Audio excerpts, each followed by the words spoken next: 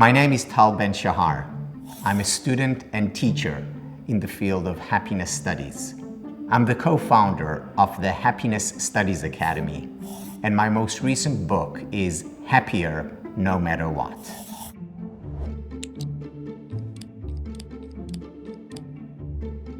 Chapter 1. The Paradox of Chasing Happiness. I became interested in happiness because of my own unhappiness. I was an undergraduate at Harvard studying computer science, and I found myself in my second year doing very well academically, doing well in athletics, I played squash, doing quite well socially, and yet being very unhappy. And it didn't make sense to me because when I looked at my life from the outside, things looked great. I checked the boxes, but from the inside, it didn't feel that way. And I remember waking up one very cold Boston morning, going to my academic advisor and telling her that I'm switching majors. And she said, "What to?" And I said, "Well, I'm leaving computer science and moving over to philosophy and psychology." And she asked me why. And I said, because I have two questions. First question is, why aren't I happy? Second question, how can I become happier? And it's with these two questions that I went on to get my undergraduate in philosophy and psychology, then over across the Atlantic to the other Cambridge to study education, and then back to Harvard for my PhD, all the time focusing on how can I help myself, individuals, couples, families, organizations, and ultimately nations increase levels of well-being. Now, what drew me to these questions was, of course, first and foremost, my personal experience. I wanted to feel better. I wanted to be happier. Second, also, to figure out why. Why is it that we're told from a very young age, whether explicitly or implicitly, that it's all about success, it's all about the attainment of the next goal, of the next milestone? And yet, achieving, arriving, fulfilling these goals, that does not bring us to a happier place, certainly not in the long term.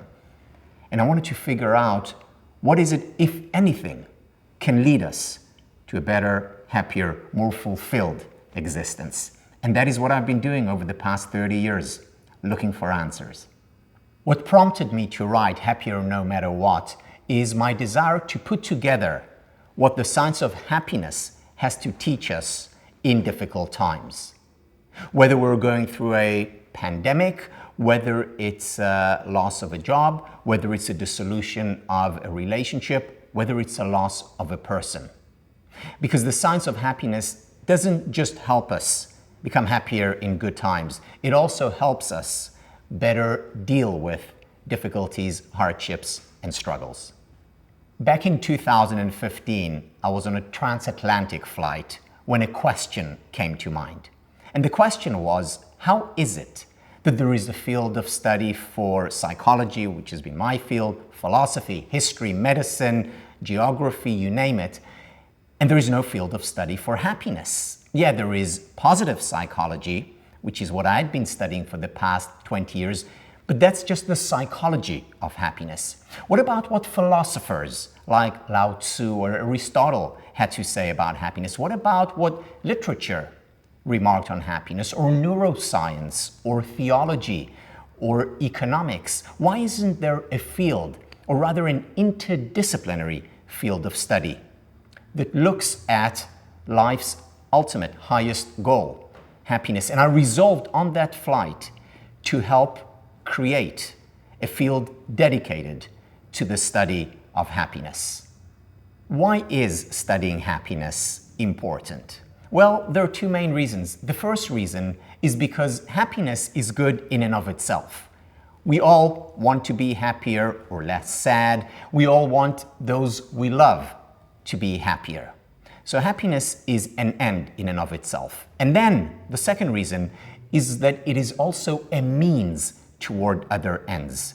So we know that if we increase levels of happiness even by a little bit, what we find is that we become more creative, more productive, more engaged. Our performance is better, whether we're talking children in school or employees in the organization. we're also physically healthier and our relationships improve. So happiness is good in and of itself. It's also good as a means towards higher levels of performance, success, and achievement. There are two main critiques that people have for the field of happiness studies. The first one is that it's superficial, shallow, uninteresting. The reason is that they equate happiness with pleasure. So when people say, oh, I went to the beach, I was so happy, or this ice cream just makes me happy.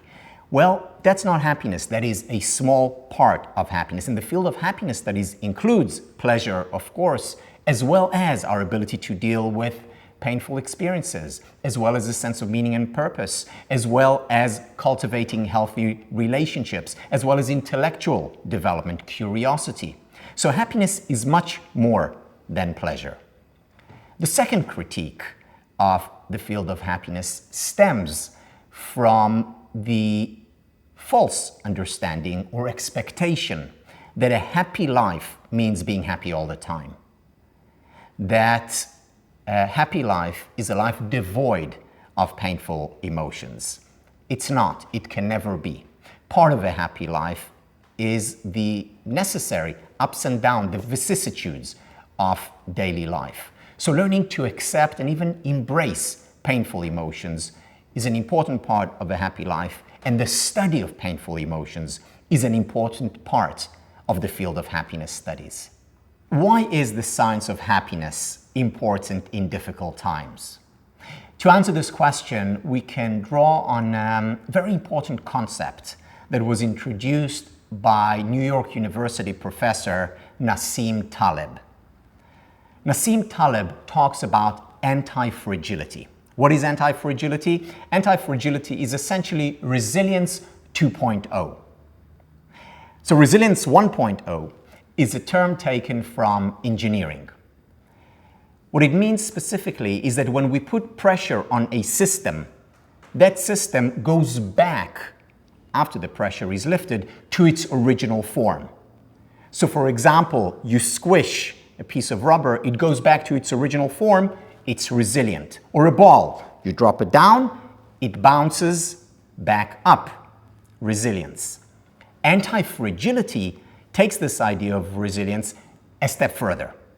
Specifically, you put pressure on a system, it doesn't just go back to its original form, it actually grows bigger, stronger, better, healthier. You drop a ball, if it's anti-fragile, it doesn't just bounce back up, it bounces back higher. That's anti-fragility. Now we see anti-fragile systems all around us and within us. For example, our muscular system. We go to the gym and we lift weights. We're putting pressure on our muscles. What happens as a result? We actually grow stronger, bigger, healthier. We're an anti-fragile system. Or on the psychological level, I always ask my class the following question. I ask them to put their hand up if they know what PTSD is. PTSD, post-traumatic stress disorder. Just about everyone in the class, psychologists or non-psychologists, put their hand up. They've heard about it, they've studied it, they've read about it. And then I asked them a second question after they put their hand down. I said, now put your hand up if you know what PTG is. Hardly any hand goes up. PTG stands for post-traumatic growth. So where post-traumatic stress disorder is about breaking down, post-traumatic growth is about growing stronger. As a result of pressure, stress, it's anti-fragility. Now here is the thing. We significantly increase the likelihood of post-traumatic growth if we know about its existence, if we know that it's in the realm of possibilities. Moreover, we significantly increase the likelihood of post-traumatic growth if we know what conditions we need to put in place. As I see it, the role of the science of happiness is, first of all, to introduce us to concepts like post-traumatic growth, like anti-fragility, and second, to teach us what conditions we can put in place in our homes, in our organizations, in our schools, in our countries to increase the likelihood of growing from hardship. Hardship is inevitable. What we do with the hardship, well, here we have a choice. People often ask me, so Tal, you got into this field because of your unhappiness. Today, 30 years later, are you finally happy? And my answer to that is, I don't know how to answer this question. Why? Because I don't think there is a point before which one is unhappy, after which one is happy. In other words, it's not a binary 0-1. Rather, happiness resides on a continuum. So yes, today I'm certainly happier than I was 30 years ago. At the same time, I most certainly hope that 10 years from now, I'll be happier than I am today. Happiness is a lifelong journey. It's a journey that ends when life ends. And knowing that, we can have realistic rather than unrealistic expectations about what is possible. If our expectations are to find that happily ever after, to arrive, then we're in for disappointment, inevitable frustration. If, however, we understand that the pursuit of happiness is a journey and every day we can make some progress, we can bring about some meaningful, though small, change into our lives, well then our expectations are realistic and we're potentially in for a treat. Helen Keller defines happiness as wholeness. My definition, building on the work of Helen Keller, is that happiness is about whole person well-being, or in a word, whole being. There is a paradox when it comes to pursuing happiness. On the one hand, we know that happiness is a good thing, whether in and of itself or as a means toward other ends. We want it for ourselves, for our loved ones. At the same time, we also know from research by Iris Moss and others that people who wake up in the morning and say to themselves, happiness is important for me, I value happiness, I want to pursue it, those individuals actually end up being less happy. In fact, they're more likely to be lonely, experience depression. So the paradox is that on the one hand, it's clearly a good thing, happiness. On the other hand, valuing it as a good thing is problematic. So what do? Do we fool ourselves? Do we tell ourselves, well, actually happiness is not important to me, wink wink? No, self-deception is certainly not the first step to a happier life. What we do, the way to resolve this paradox, is that we pursue happiness indirectly. Let me explain this through an analogy. Think about sunlight. So if I look at the sun right now directly, it's going to hurt my eyes. However, if I break down sunlight into its elements, into its constituents, with a prism, for example, I can look at the colors of the rainbow. So I'm indirectly looking at the sunlight, enjoying it, savoring it. In the same way, pursuing happiness, valuing happiness directly can hurt, can cause more harm than good. But breaking it down into its elements, that can lead us to enjoy the indirect pursuit of happiness and by extension to raise our overall levels of happiness. The question is, what are these elements of happiness? What are the metaphorical colors of the rainbow when it comes to happiness? And here we have what I've come to call the SPIRE model of happiness.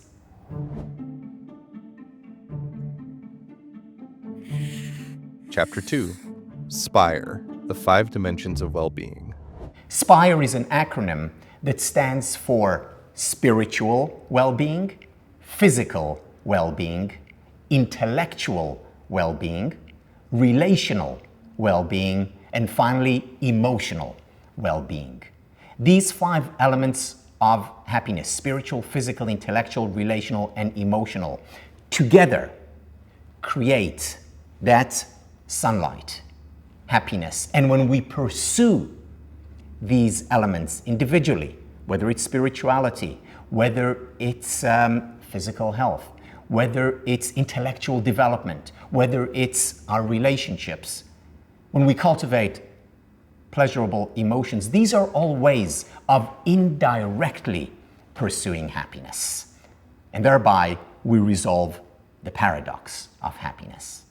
I've been asked by many people why I didn't include financial well-being as part of the model of happiness, as part of the SPIRE model. The answer is not because I don't think financial well-being is unimportant. Of course it is. However, it's important for providing the most basic levels, meaning for food, shelter, education. But beyond that, money does not contribute to happiness.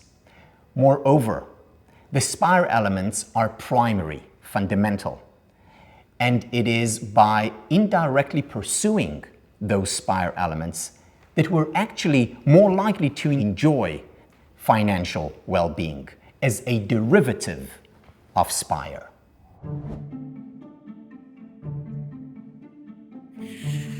Chapter 3. Exercising your spirit, body, and mind. So what is spiritual well-being and how do we cultivate it? Well, we can find spirituality, of course, in religion, but not only. Spirituality is about finding a sense of meaning and purpose in life. Now, there's an important distinction here that Viktor Frankl makes between the meaning of life and the meaning in life. The meaning of life, well, identifying that is up to you. It's above my pay grade. But the meaning in life, this is something that all of us can find in our day-to-day experiences at work and at home. Research done by Amy Wisniewski and Jane Dutton sheds some interesting light on finding meaning in life. They were able to identify 3 archetypes in terms of people's perception of their work orientation. There are some people who see their work as a job. A job is something that I have to do. A job is something that I have no choice about. It's a chore. What am I looking forward to when I'm in a job? Well, I'm looking forward to the end of the day, or TGIF, thank God it's Friday, or retirement when I will no longer need to do what I'm doing. But for now, I have to. That's a job. Then there are people who see their work as a career. Career is about progress. Career is about climbing the organizational ladder. Career is about making more money, being more successful. And then there are people who see their work as a calling. Seeing your work as a calling is about having a sense of meaning and purpose in what you're doing. It's important to you. You're looking forward to, not Friday, but rather Monday, more work. So there was research done in different professions, in different places around these 3 work orientations. For example, the first series of studies was done in hospitals. And what Wisniewski and Dutton found was that there were janitors, cleaners in those hospitals who saw their work as a job, something that they had to do, no choice. Then there were janitors in the same hospitals doing the exact same work, who saw their work as a career. For them, it was about making progress, about getting to the next level, making more money. And then there were, in those very same hospitals, janitors doing the exact same work, who saw their work as a calling. For them, work was meaningful, important. They were enabling the work of the doctors and nurses. They were facilitating recovery, health among the patients. Now, interestingly, in those very same hospitals, there were also doctors who saw their work as a job. Let this shift just be over.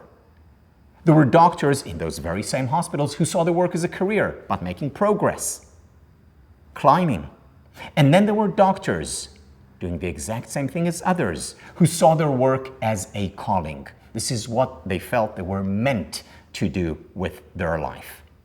Similarly for nurses, administrators, similar results were found among bankers, hairdressers, teachers, even parents. How do we see what we do, whether it's parenting, whether it's banking, whether it's medicine? How do we see what we do? What is our perception? What is our orientation? And it seems that much more important than what we objectively do is our subjective interpretation of what we do. And that can make all the difference, because people who see their work as a calling, not all of the time, but more of the time, are not just happier, they're also more productive, they're more creative, they're more engaged, they are better employees overall. So there are personal benefits and organizational benefits. Moreover, they are more likely to be anti-fragile, overcome difficulties and hardships.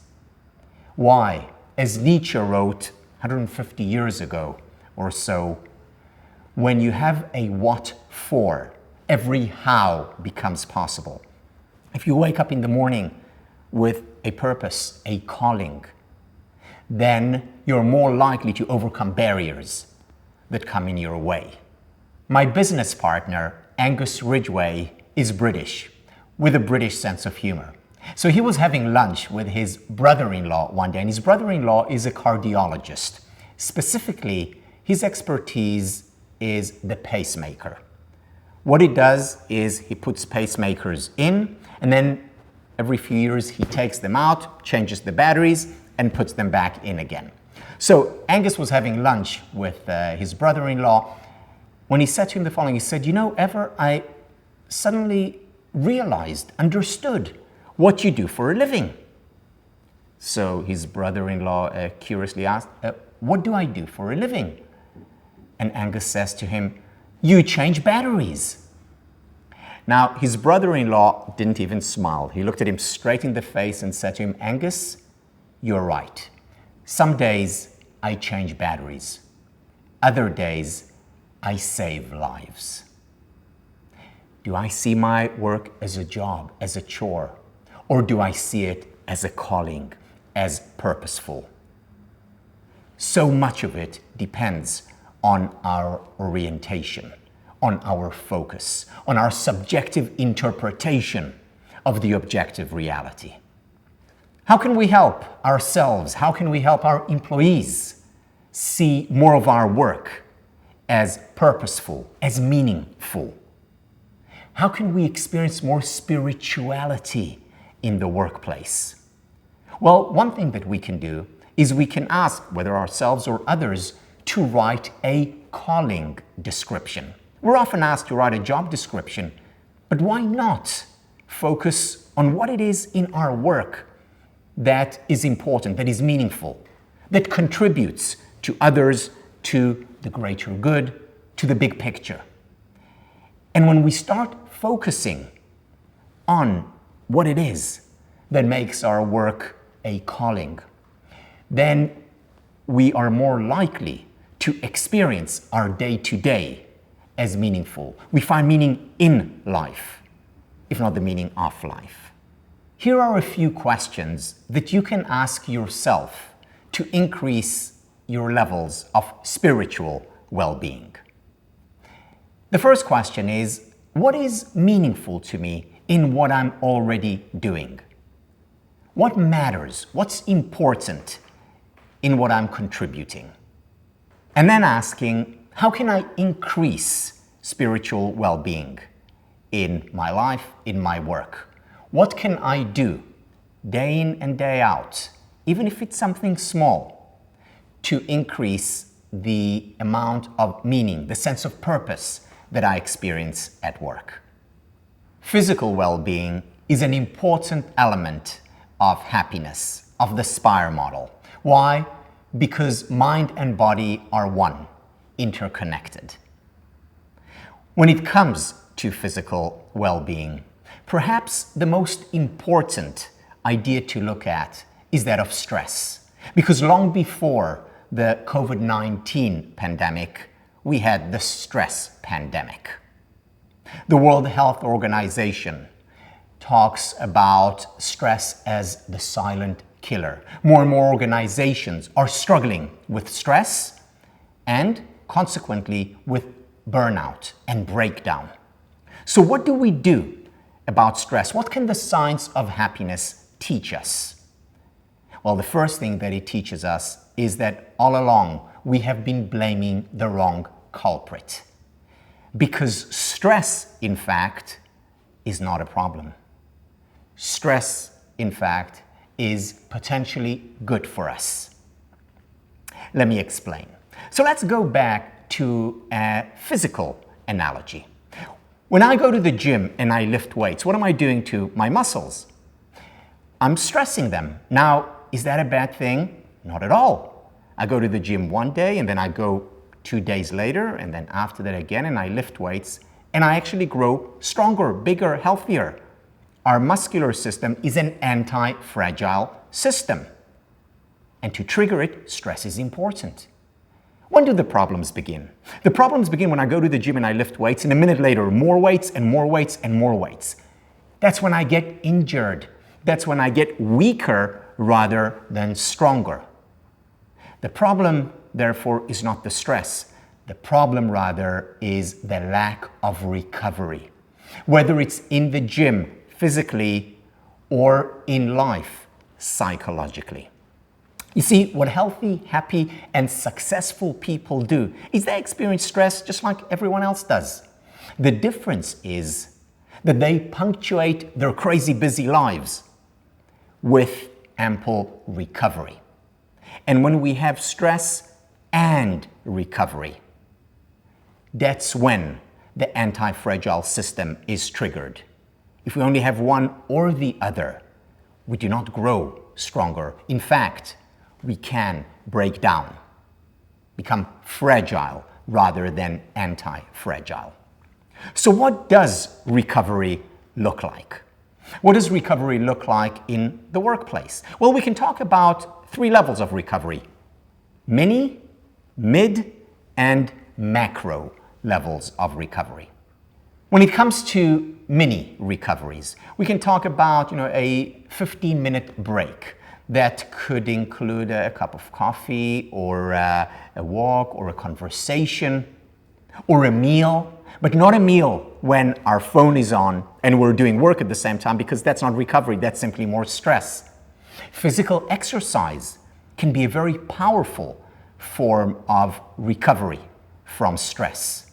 You know that people who spend time, 30 minutes 3 times a week, not that much, working out, whether it's going for a walk or jogging or swimming or, best of all, dancing or playing soccer or whatever. They are physically healthier, of course, as well as psychologically healthier.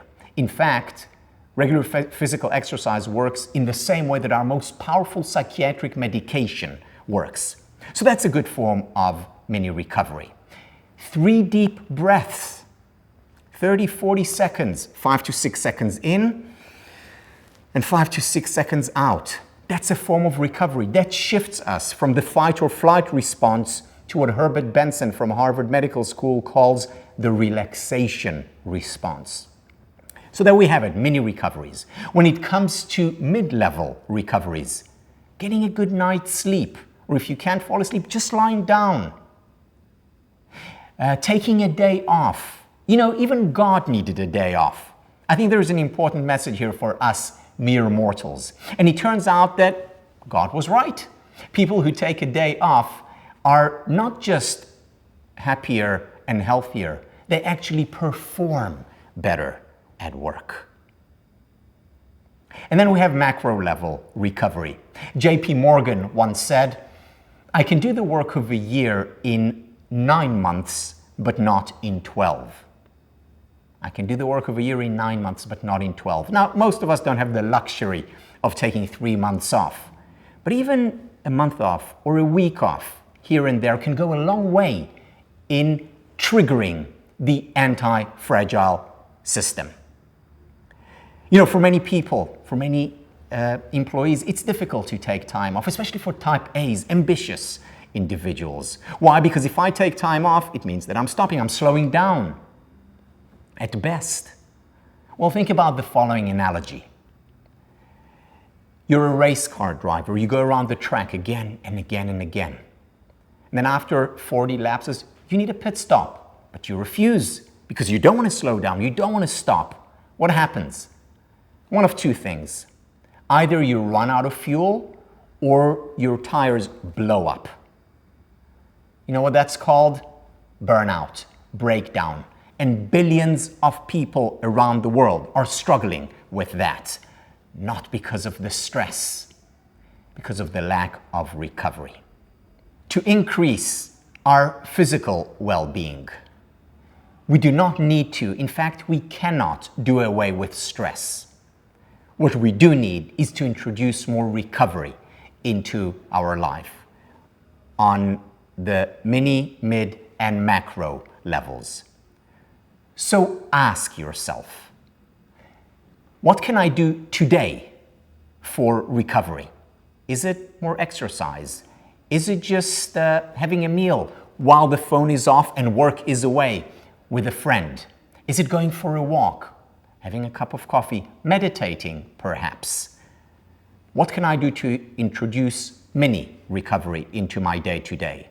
Second, ask yourself, what can you do to introduce more mid-level recovery into your life? Is it perhaps to switch off technology a bit earlier so that you can get better night's sleep? Is it to take a day or two off regularly, weekly?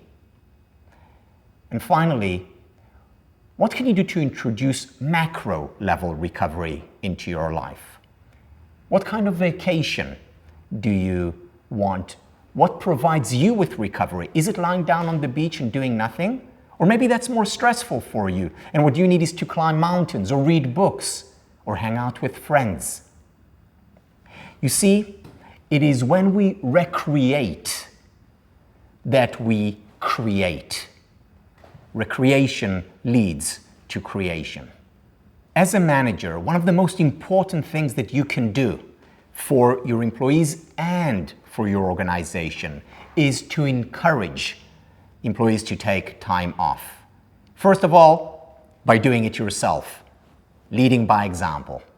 Second, keep in mind that in the United States, more than half of the employees do not use up their vacation time. And even those that do, close to half are still tethered to their work. Encourage employees, encourage yourself to take that vacation, to take that time for recovery, so that you can trigger the anti-fragile system for you, for your employees, and for the organization. The connection between intellectual well-being and happiness is less apparent to most people. But here is how it's connected. There's research showing that people who are curious, who ask questions, are not just happier, they're not just more successful, they also live longer. So there is a connection between curiosity and longevity. Another important element of intellectual well-being is not just asking questions, it's deeply engaging with material. That material can be text, it can be a work of art, it can be nature. Now the question is, why is deep engagement with material, how does that contribute to intellectual well-being? How does that contribute to overall happiness? Well, in various ways. You know, the first course that I took as an undergraduate at Harvard, and this was during freshman week, so before school officially started, was a course in speed reading. And you know, it was a very important course for me because it helped me get through a lot of material later on. Today, it helps me get through the sports pages in a more efficient way. However, I wished I'd learned another course during that time, not in speed reading, but rather in slow reading. Why? Because when we only or primarily engage in speed reading, in scanning, which is mostly what we do when we go online and scan web pages, or when we go through the news or quickly read an article that we were sent. What we're doing is we're exercising very specific muscles, so to speak. Certain neural abilities are cultivated, and we neglect other abilities, such as deep, slow learning. And that hurts us, because when we do not practice these muscles, these neurons, we pay a price when it comes to our business success, and also when it comes to our relationships. Why is that? Because let's say we do engage in deep learning. We do exercise these muscles, so to speak. Well, then when we meet a potential client or potential partner, we'll be able to better read that person, deeply understand who they are, what they are about. Whereas if all we're practicing is scanning, a superficial kind of reading or engagement, well, we'll only gain a superficial kind of understanding of who that person is. Same when reading a contract. In order to gain deep understanding, to really get it, well, we need to practice, to exercise, just like in everything, whether it's sports or in intellectual development. The same with relationships. One of the reasons, not the only reason, but one of the reasons why we see so many relationships flounder today is because individuals fail to engage deeply with their partner. Because if, and this is a real statistic, we switch web pages every 7 seconds on average, like, dislike, well, we do not engage deeply with texts, and then why are we to engage deeply with another person? We get bored, we want to move on, we want more stimulation. Whereas if we practice deep learning, we'll also prepare ourselves for deep or deeper relationships. Exercising the ability for deep learning contributes to business, contributes to relationship, it contributes to our professional as well as personal lives. It is an important, essential element of happiness. So what do we do?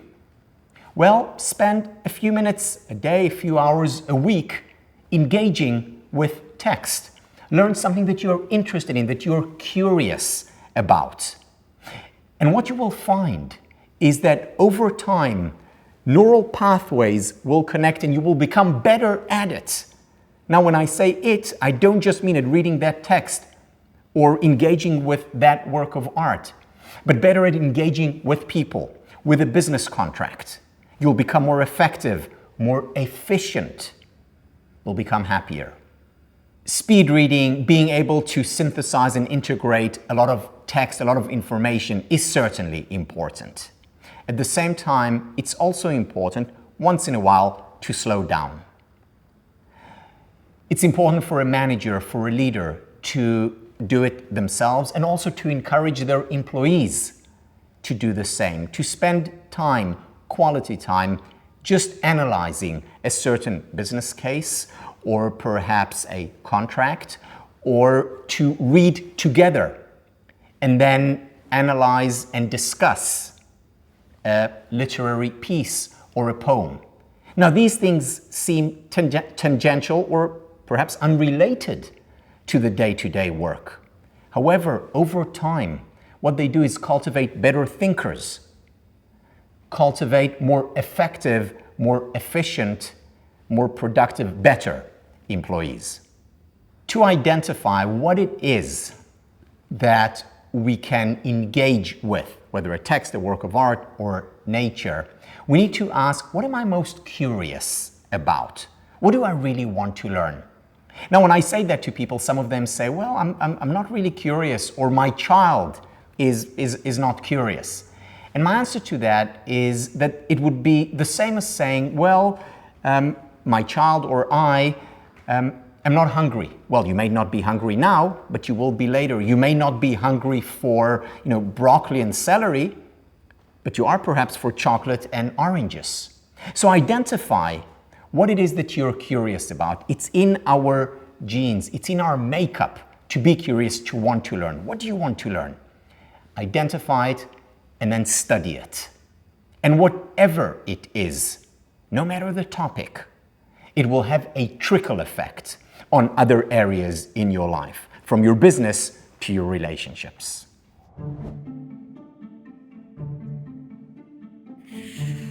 Chapter 4. The importance of relational and emotional health. Relational well-being is important. It's very important.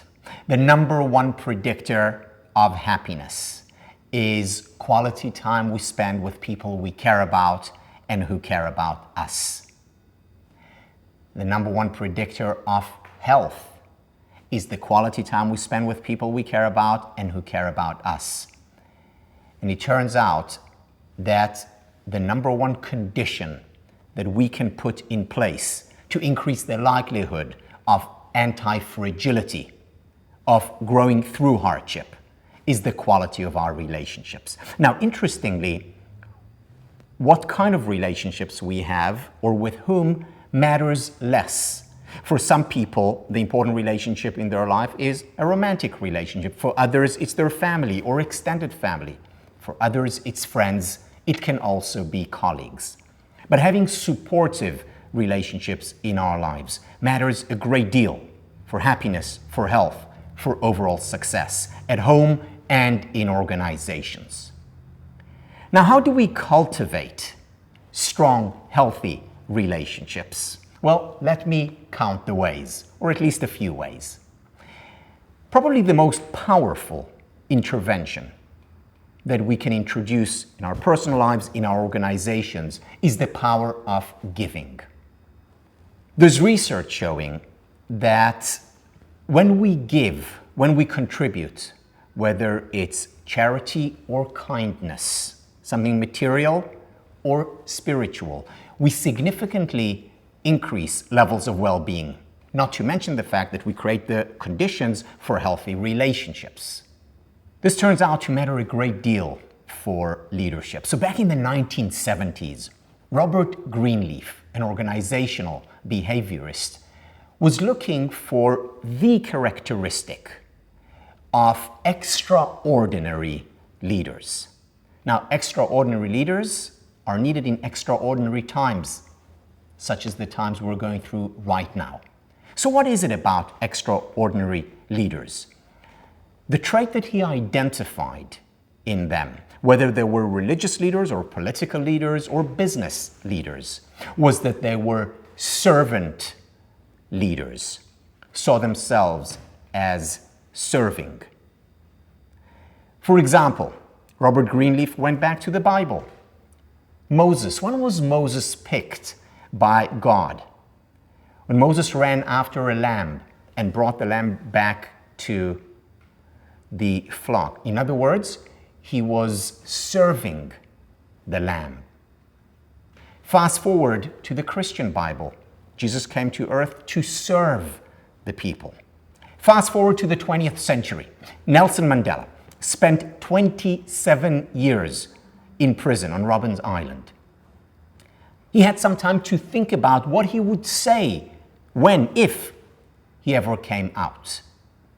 All the cameras are on him. He's addressing the people of South Africa. What is he saying? 27 years in the making. I am your servant. Look at Anita Roddick, founder of The Body Shop, in her wonderful book, Business as Unusual, a book that I sign in my classes. What is the book about? Serving, serving, and more serving, whether it's serving her employees, whether it's serving her customers, whether it's serving the environment, the community. What servant leaders do is they take the organizational chart and flip it upside down so that they're at the bottom supporting. Now, what is the number one characteristic of servant leaders? Listening. In other words, lending their ear, giving their time. It's not how eloquent they are, how charismatic they are, how brilliant they are. It's their ability to listen. You know, interestingly, in the story of Moses, and again, whether you see it as the word of God or as a story written by very smart people, in that story, when God tells Moses that he is going to be leading his people, the first thing that Moses says is, I can't. Why? Because I stutter. Because I have a speech impediment. And yet God chooses him. And there is an important message here. What's more important than talking, than being eloquent, than being charismatic, is the ability to listen. This is what great leaders do, what extraordinary leaders do, especially in extraordinary times. When I talk about leadership, I'm not just talking about that person at the helm, at the top of the organization, or at the bottom serving others. I'm talking about leadership at every level. Why? Because when it comes to giving, when we give, when we're generous, when we're benevolent, we're affecting everyone around us. Because these characteristics, these behaviors are contagious. They're contagious as a result of mirror neurons. So that when I see benevolent behavior, when I encounter generosity, it affects me. I'm more likely to be the same, to do the same. Servant leadership is important at home. What our children, what our partners need, more than anything. They need our ears, much more so than our sermons, than our lectures, especially in extraordinary times. So giving, whether it's material, whether it's spiritual, whether it's listening, whether it's kindness, when we give, we're contributing to the receiver. We're contributing also to ourselves. It is important to listen whether we are in the same room with other people or when we're interacting virtually. The ability to listen brings us closer together. It contributes to the well-being of the listener, of the person being listened to. It triggers the anti-fragile system, once again for the listener and for the person who's being listened to. And when we do so, we create stronger, healthier relationships, whether personal or professional. When we think about giving, it is important to also think about giving ourselves. Research by Professor Adam Grant and others shows that givers who are only concerned about giving others and neglect themselves, well, their giving is not sustainable. Their performance suffers significantly over time. It is people who give others as well as themselves who are able to put boundaries in place when necessary. They're the ones who can sustain giving. One of the issues that people have with the pursuit of happiness is that it's a selfish endeavor. And they are right. The problem, though, doesn't lie in the pursuit of happiness, but rather in our words, in our concepts. You know, when we look at the word selfish and we look at the thesaurus, what are the synonyms? Synonyms are immoral, bad, inconsiderate, egotistical. These are the synonyms for selfish. On the other hand, when we look at selfless, what words are associated with that? Generous, benevolent, moral, good, and so on. Now, none of us, given what selfish means in our culture, want that for ourselves. And yet, when we talk about the pursuit of happiness, it is a selfish pursuit, or is it? Because when I pursue happiness, when I give myself, contribute to myself, I'm in a much better place to also help others. So is it selfish or selfless? Well, it's neither and both. It's self-full. Selffulness synthesizes the best of both worlds, of selfishness and selflessness, of giving oneself and giving others. and they work together, reinforcing one another in an upward spiral of generosity and benevolence. So what can you do to cultivate relational well-being? Well, the first thing is, wherever possible, meet people face to face, in person. Spend time together in the sandbox or in the restaurant or going for a walk. Spend time, focus time, not when your phone is on, not while doing work. Single task rather than multitask. And then give. Give your time, lend your ears, be generous and be kind. That will contribute to yourself, to the other, to the relationship.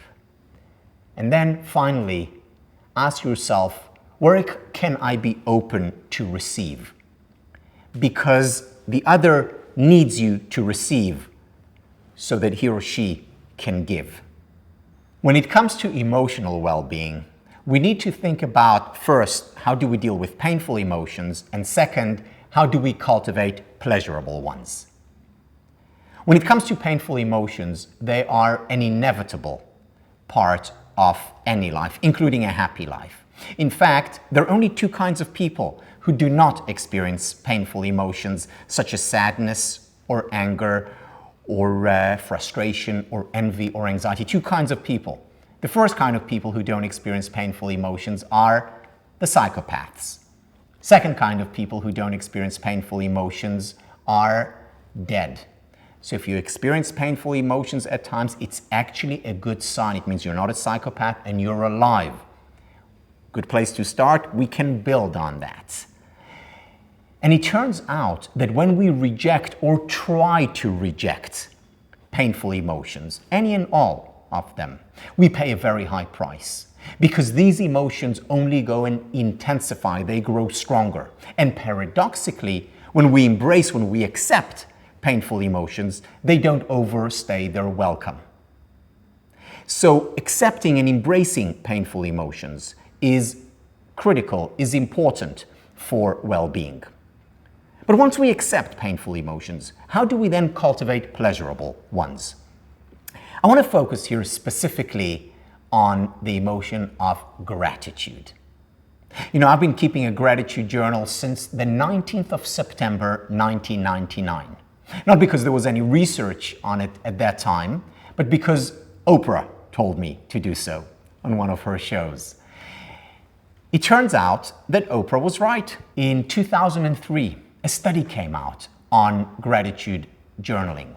It was by Robert Emmons and Mike McCullough. And what they showed was that people who keep a gratitude journal, who at night write, say, 5 things for which they're grateful, are not just happier, they're also more optimistic, more successful, more likely to achieve their goals, kinder, more generous, and they're physically healthier.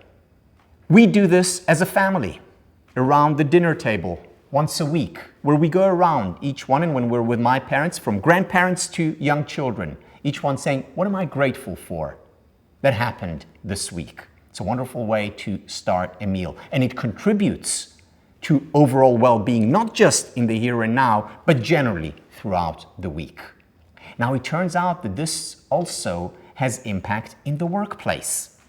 So research by Teresa Amabile on the progress principle shows that employees who, at the end of the day, think about, reflect on one thing that they made progress on. It could be, I cleared my table, or it could be, I had a good conversation with a client, or I did something big or small at work. Those employees, job satisfaction goes up, they're more productive, and they're more creative as a result of counting their blessings, as a result of focusing on wins, even if they're small wins. Now, what if in your organization you could, at the end of the week, go around the table and each one just talks about one thing that they made progress on, or one thing that they're grateful for that happened during the week. Now, why does such a simple, straightforward intervention, whether we're doing it at home by ourselves, with others, in the workplace, why does it work so well? Why does it have such a strong impact? Well, we can find the answer in the language that we use. Now, my favorite word in English is the word appreciate. The word appreciate has two meanings. The first meaning of the word appreciate is to say thank you for something. And that's a nice thing to do, even a moral thing to do. You know, Cicero talked about gratitude as the mother of all virtues. It's a good thing to appreciate rather than to take for granted. But there is a second meaning to the word appreciate, and that is to grow in value. So we put money in the bank, hopefully it appreciates. The economy in good times appreciates, it grows in value. Now, these two meanings of the word appreciate, gratitude and growth, are actually intimately linked. Why? How? Because when we appreciate the good appreciates. When we appreciate the good in our life, in our work, in our home, in ourselves, it appreciates, we have more of it. Unfortunately, the opposite is also the case. When we do not appreciate the good, when we take the good in ourselves, in our relationships, in our organizations, in the world for granted, the good depreciates and we have less of it. So why not appreciate more? Why not grow the good in your life, at home, at work? How? Introduce a ritual. Maybe with your family once a week to go around the table and to talk about the things that you're grateful for. Or maybe by yourself or with your partner, just before going to bed, to write down 3 or 5 good things that happened to you during the day or in your life. And it's okay to repeat yourself. It just means that these are really good things and you're grateful for them consistently. Or in the workplace, whether at the end of the week with other colleagues or by yourself, and encourage your colleagues to do the same for wherever you are and whenever you are. When you appreciate the good appreciates. We all at times encounter difficulties and hardship and challenges. And one of the things that we often hear from others, well-wishers, is that things happen for the best.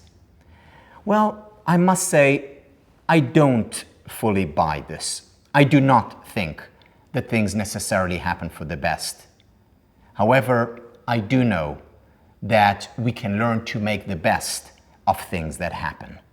One of the sound bites, one of the mantras that I repeat to myself over and over again, to my children, to my clients, to my students, is learn to fail or fail to learn.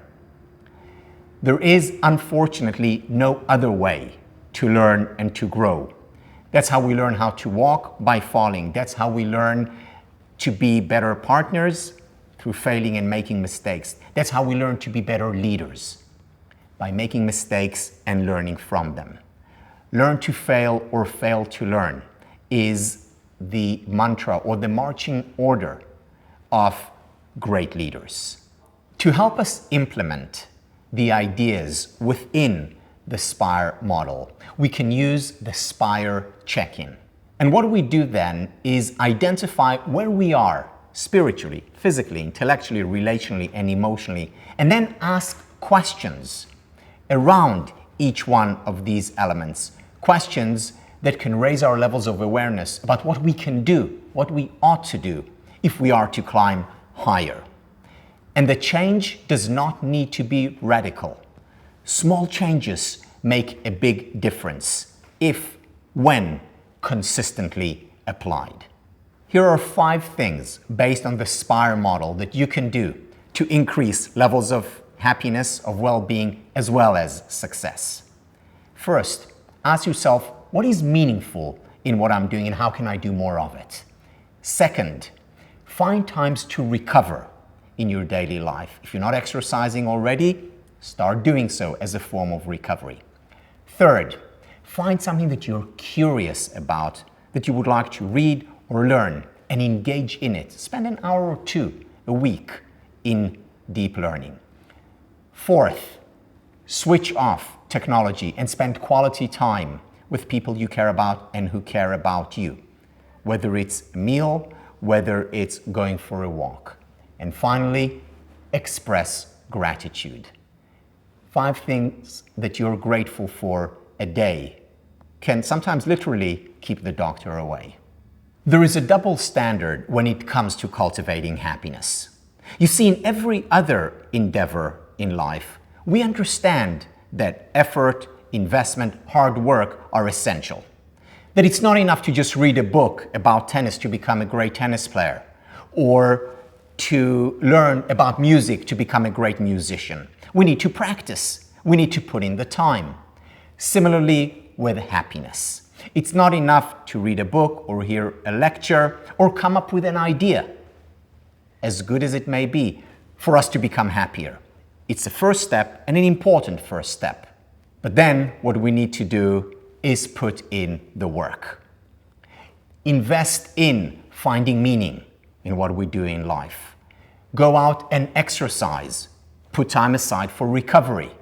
Engage with text or nature. Putting the effort there. Invest in our relationships. Not just rely on the fact that there is good chemistry or connection. We need to put in the work. And finally, when it comes to emotional well-being, spend time appreciating, expressing gratitude to yourself, others, and the world. And when we put in the work that is based on science, that is based on solid, sound, evidence-based ideas, that is when we increase our levels of happiness. And because happiness is contagious, we do the same for others. If we can find effective ways of reducing, minimizing, or eliminating the gap that exists between knowing and doing, we will have much more happiness, much more joy in our world. We will enjoy significantly more of life's ultimate currency, the currency of happiness. Want to support the channel? Join the Big Think members community where you get access to videos early, ad-free.